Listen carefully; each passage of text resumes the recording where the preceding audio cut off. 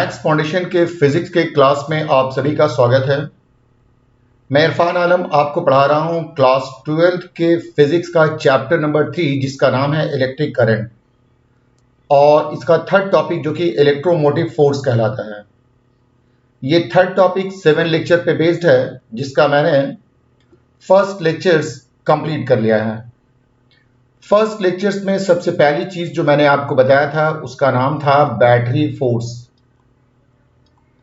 और ये बताया था कि वो एक्सटर्नल फोर्स जो पॉजिटिव चार्ज को कंपेल करता है to move from a body at lower potential to the body at higher potential is called battery force. Second, फिर मैंने आपको बताया था ईएमएफ के बारे में जो कि कहलाता है इलेक्ट्रोमोटिव फोर्स। एक यूनिट पॉजिटिव चार्ज को पूरे सर्किट में एक बार रोटेट कराने में जो वर्क करना पड़ता है इस वर्क को कहा जाता है EMF. The amount of work done to carry unit positive charge once around the closed circuit is called EMF of cell।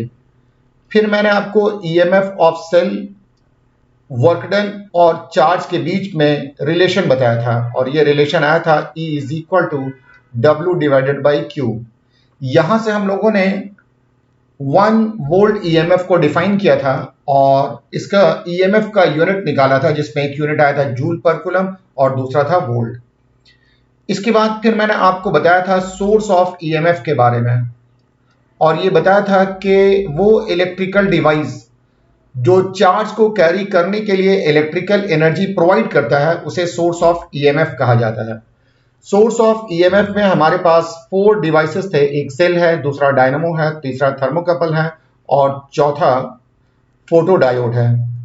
फिर मैंने आपको बताया था सेल के बारे में और ये बताया था कि सेल एक इलेक्ट्रिकल डिवाइस है जो केमिकल एनर्जी को इलेक्ट्रिकल एनर्जी में कन्वर्ट करता है।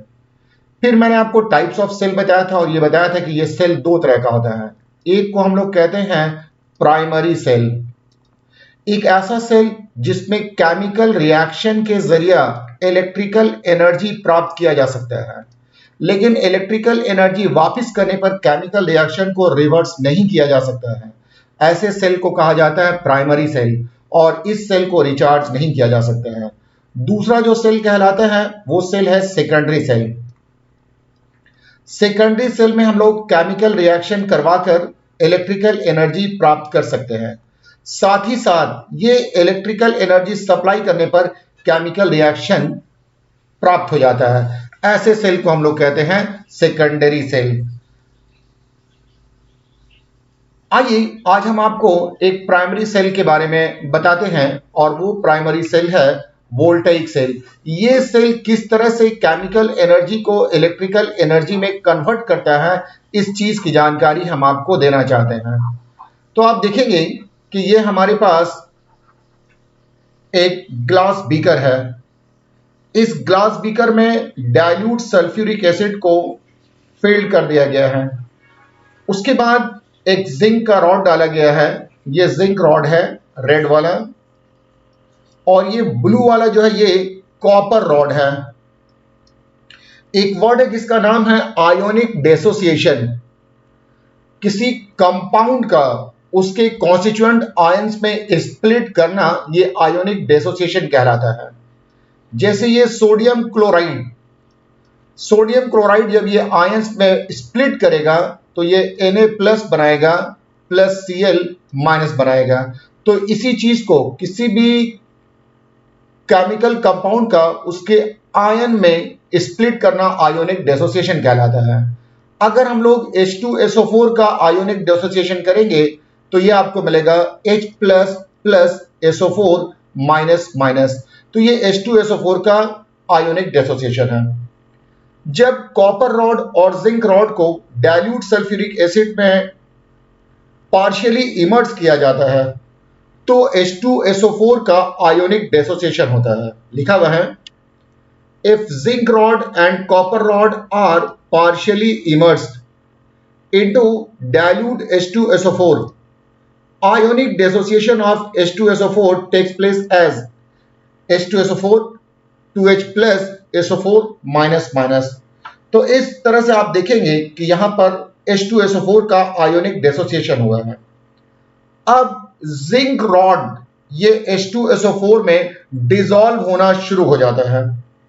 जब जिंक रॉड H2SO4 पे डिसॉल्व होता है तो सबसे पहले 1 एटम जिंक रॉड डिसॉल्व होगा।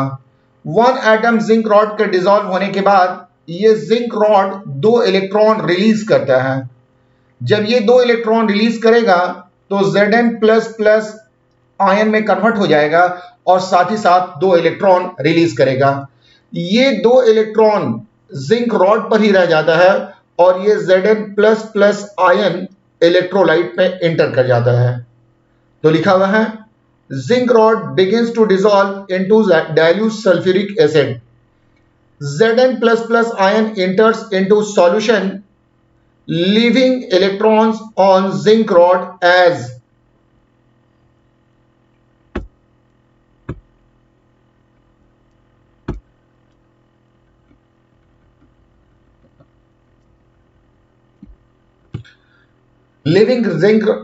zinc rod as Zn++ plus 2 electron.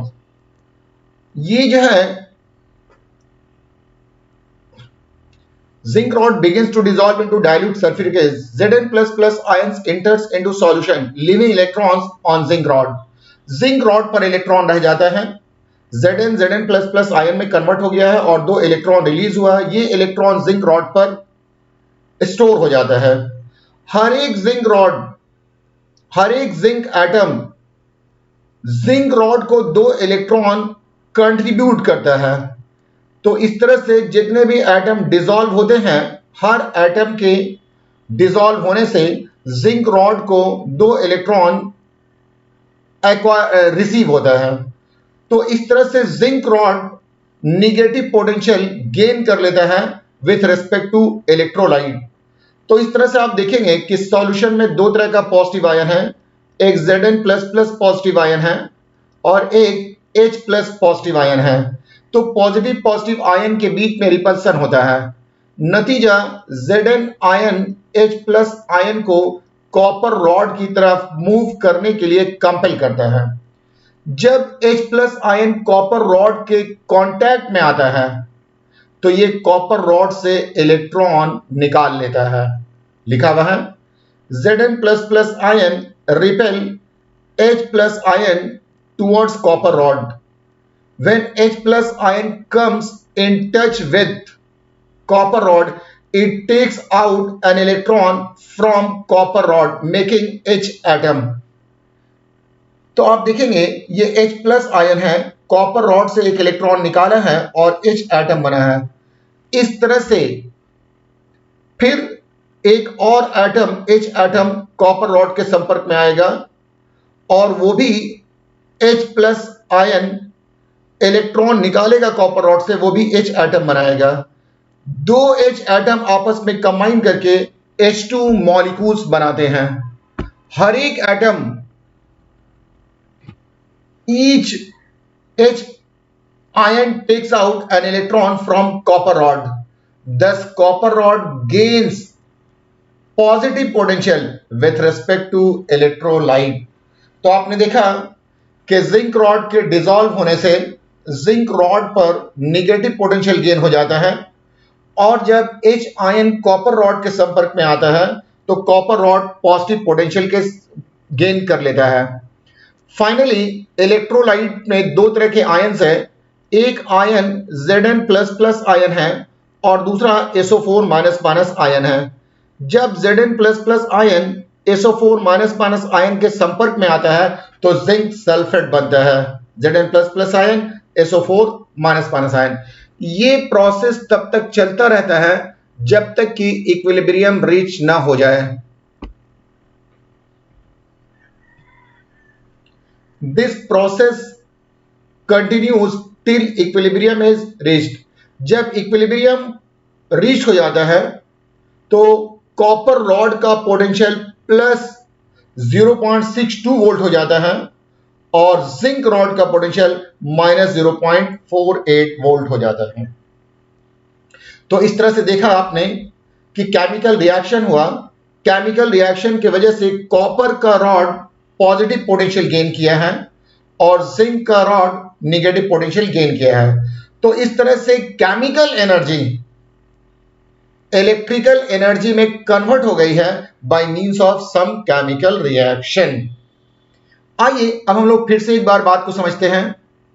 Suppose कीजिए कि ये हमारे पास एक ग्लास बीकर है और इस ग्लास बीकर में डाइल्यूट सल्फ्यूरिक एसिड है। इस डाइल्यूट सल्फ्यूरिक एसिड में कॉपर रॉड और जिंक रॉड को पार्शियली इमर्ज किया गया है। ये कॉपर रॉड है और ये जिंक रॉड है। केमिकल रिएक्शन के बाद copper rod positive potential gain कर लिया है और zinc rod negative potential gain कर लिया है। इन दो रॉड्स को इलेक्ट्रोड्स के नाम से जाना जाता है। कॉपर रॉड को एनोड और जिंक रॉड को कैथोड के नाम से जानते हैं।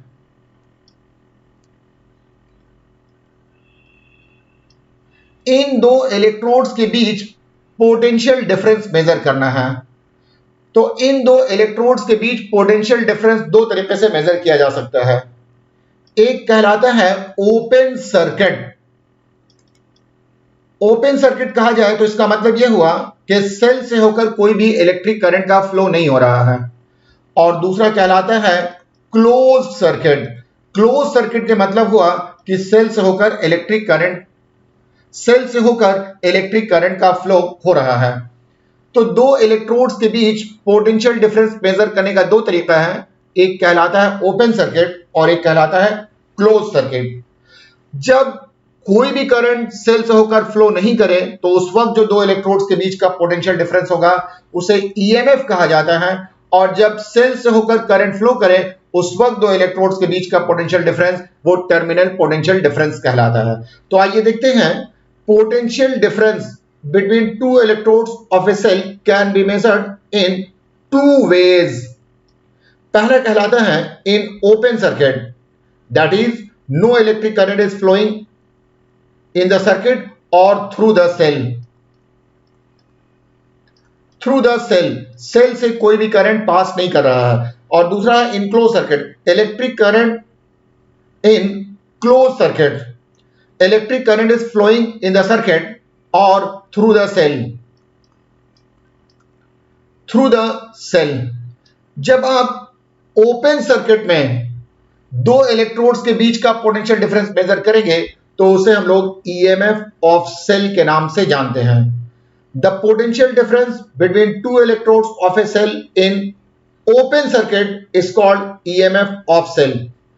किसी भी सेल का EMF सिर्फ और सिर्फ तीन बातों पर डिपेंड करता है। पहली बात है उस पे कौन सा इलेक्ट्रोलाइट लिया गया है। जैसे इसमें आपने H2SO4 लिया है या HCl लिया है या H3PO4 लिया गया है, ये कौन सा इलेक्ट्रोलाइट है इस बात पर डिपेंड करता है। दूसरा है नेचर ऑफ टू इलेक्ट्रोड्स, मतलब ये जो कॉपर और जिंक का कॉम्बिनेशन है, क्या ये कॉम्बिनेशन कॉपर एंड जिंक का है या सिल्वर एंड जिंक का है या आपको कॉपर एंड सिल्वर का है, किस तरह का इलेक्ट्रोड्स का नेचर है उस बात पर डिपेंड करेगा। और तीसरा है कॉन्सेंट्रेशन ऑफ इलेक्ट्रोलाइट पर। तो किसी भी सेल का ईएमएफ सिर्फ और सिर्फ तीन बातों पर डिपेंड करेगा, nature of electrolyte, nature of two electrodes and concentration of electrolyte. इसके बाद मैंने बताया था कि इन दो इलेक्ट्रोड्स के बीच का पोटेंशियल डिफरेंस हम लोग क्लोज सर्किट में भी मेजर कर सकते हैं।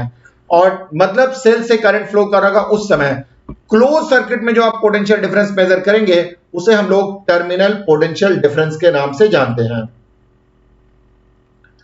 Potential difference between two electrodes of a cell in close circuit is called terminal potential difference। ये टर्मिनल पोटेंशियल डिफरेंस तीन बातों पर डिपेंड करता है। पहला है सेल के ईएमएफ पर, सेल का ईएमएफ कितना है। दूसरा है इंटरनल रेजिस्टेंस ऑफ सेल और तीसरा है amount of electric current being taken out from the cell. इन तीन बातों पर सेल का टर्मिनल पोटेंशियल डिफरेंस डिपेंड करता है। ये जो टर्मिनल पोटेंशियल डिफरेंस है, ये आपको टर्मिनल पोटेंशियल डिफरेंस को V से लिखा जाता है और ईएमएफ को ई से। ये टर्मिनल पोटेंशियल डिफरेंस ई से छोटा भी हो सकता है, ये टर्मिनल पोटेंशियल डिफरेंस ई के बराबर भी हो सकता है, और ये टर्मिनल पोटेंशियल डिफरेंस ई से बड़ा भी हो सकता है। तो यहां पर लिखा गया है terminal potential difference of a cell में be less than, equal to और greater than EMF of cell. आप देखेंगे यहां पर एक वर्ड इस्तेमाल किया गया है, इंटरनल रेजिस्टेंस ऑफ सेल। तो हम लोग ये समझने की कोशिश करते हैं कि सेल का इंटरनल रेजिस्टेंस क्या होता है। आइए देखते हैं। अभी मैंने आपको बताया है कि सेल में मेनली दो चीजें होती हैं।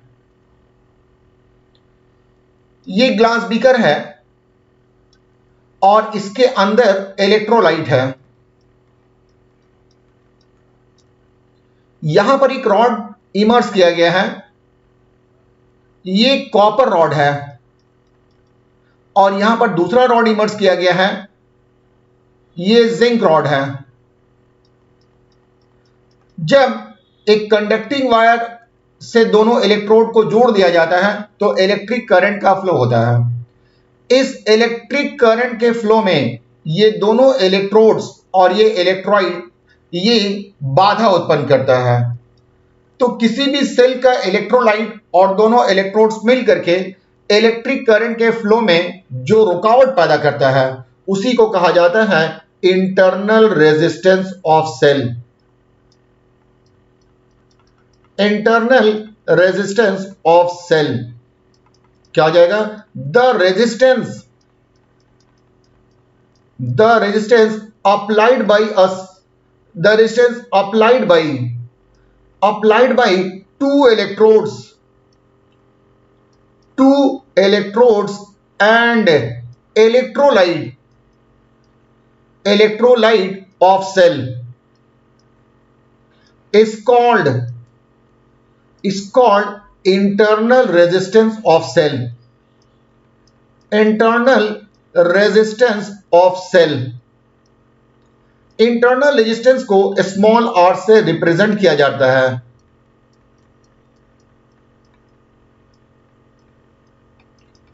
किसी भी सेल का इंटरनल रेजिस्टेंस 6 बातों पर डिपेंड करता है। इट डिपेंड्स ऑन, पहला है नेचर ऑफ टू इलेक्ट्रोड्स,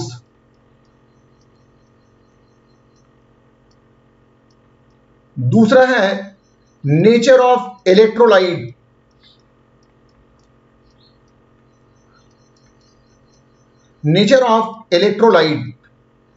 तीसरा है कॉन्सेंट्रेशन ऑफ इलेक्ट्रोलाइट,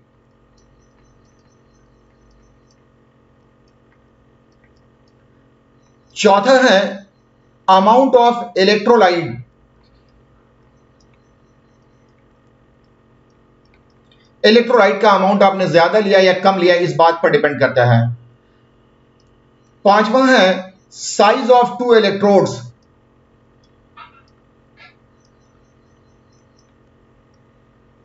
और छठा है डिस्टेंस बिटवीन टू इलेक्ट्रोड्स,